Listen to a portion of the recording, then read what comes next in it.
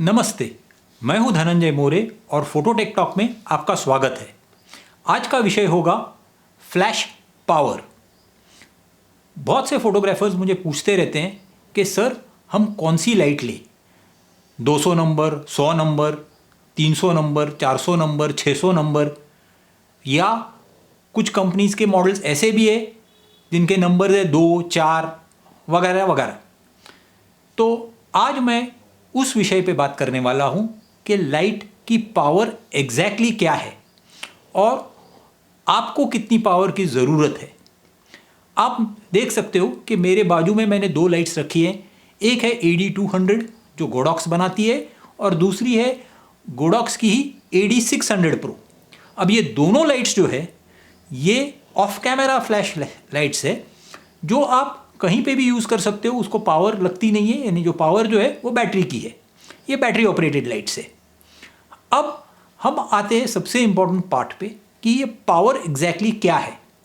अब पावर जो है या जो उस पर नंबर दिया गया है 600 या 200, ये केस में 200 और 600, तो ये जो पावर है ये बेसिकली जूल्स या वॉट सेकंड्स ये में पावर मेजर की जाती है।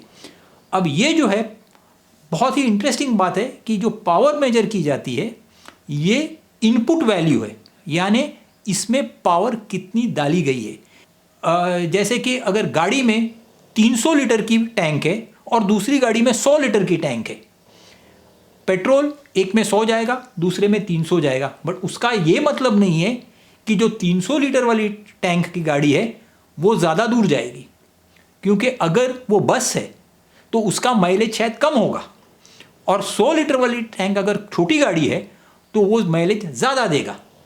तो इसी प्रकार यहाँ पे भी एफिशिएंसी ऑफ लाइट या एफिशिएंसी ऑफ द फ्लैश, इस पे सब निर्भर होता है। यानी अगर कैपेसिटर्स बहुत अच्छे हैं, सब इक्विपमेंट अच्छी क्वालिटी की है, तो आपको काफ़ी अच्छी लाइट आउटपुट मिलती है। पुराने ज़माने में जब फिल्म का ज़माना था तब हमारे पास जो लाइट्स थी 23 नंबर की लाइट या उस प्रकार की जो लाइट्स थी वो बहुत ही सिंपल टेक्निक पे चलती थी। उसमें क्या होता था कि दो प्रकार के कैपेसिटर्स होते थे, 2 या 4 प्रकार के कैपेसिटर्स होते थे जिनको कैपेसिटर बैंक्स बोला जाता था। तो ये सेट्स फुल पावर जब चाहिए तब सब फायर होते थे, हाफ जब चाहिए होती थी तो उसके आधे ही फायर होते थे। अब ये जो नए लाइट्स आए हैं इलेक्ट्रॉनिकली कंट्रोल्ड, यानी कि इसका जो आउटपुट है ये एक बहुत ही अलग किस्म से कंट्रोल किया जाता है। जैसे कैमरा में शटर होता है वैसे ही फ्लैश में फ्लैश ड्यूरेशन होता है, जिसके बारे में हम बाद में एक दूसरे वीडियो में बात करेंगे। फिलहाल के लिए हम देखते हैं कि ये पावर जो है वो किस प्रकार से काम करेगी। अब आप देखेंगे कि समझो मेरे पास एक लाइट है जो 400 वॉट्स की है, दूसरी है 200 वॉट्स की और एक 100 वॉट की लाइट है।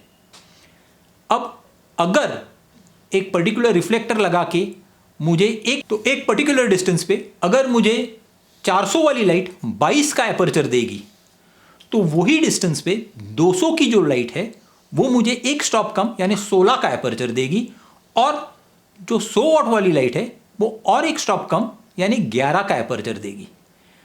यही पावर मैंने अगर हाफ किया, यानी मैंने सेटिंग हाफ किया, एक स्टॉप पावर कम हो गई, तो हाफ पे याद रखिए जो मेरी 400 की वॉट सेकंड की का आउटपुट था वो कम होकर अब 200 हो जाएगा, जो 200 था वो 100 हो जाएगा और 100 जो था वो 50 हो जाएगा।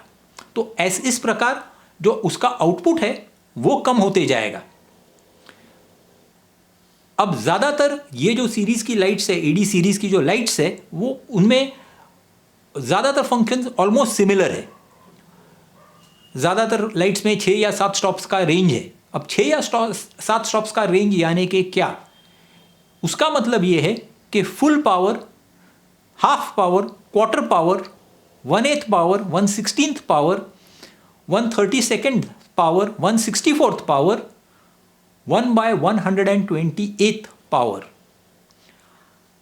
अब जब लाइट इतना कम हो जाता है तब आपको प्रॉब्लम आना चालू हो जाएगा। 1/128 पे जो मैंने आपको पहले उदाहरण दिया था कि 400 वाट की लाइट 22 का एपर्चर दे रही है और 100 की जो लाइट थी वो 8 का एपर्चर दे रही थी, वही अब जब मैं उसके मिनिमम पावर पे जाऊंगा तो उनका आउटपुट बहुत ही कम हो जाता है, ऑलमोस्ट नेग्लिजिबल हो जाता है, 1% के आसपास हो जाता है। तो 1% में या 2% पे जो मेरे पास स्टार्टिंग पावर ज़्यादा होती, यानी मेरे पास 400 वाट की जो लाइट थी वो मुझे आउटपुट ज़्यादा देगी। अब प्रैक्टिकल यूज़ में इसका क्या फ़र्क पड़ता है? प्रैक्टिकल यूज़ में ये फ़र्क पड़ता है कि अगर हम आउटडोर जाते हैं और ये लाइट्स लेके हम आउटडोर जाके शूट कर रहे हैं तो वहाँ पे ऐसा प्रॉब्लम आएगा जब हम हाई स्पीड सिंक यूज़ करेंगे। हाई स्पीड सिंक एक और विषय है जिसके बारे में मैं विस्तार में दूसरे एक वीडियो में बात करूँगा। बट हाई स्पीड सिंक जब आप यूज़ करोगे तो उसमें लो पावर के मल्टीपल फ्लैशेस फायर होते हैं। अब ये लो पावर के मल्टीपल फ्लैशेस जब फायर होते हैं एक फ्लैश का इफेक्ट करने के लिए, तो आप देखेंगे कि उसका पावर आउटपुट कम होते जाता है।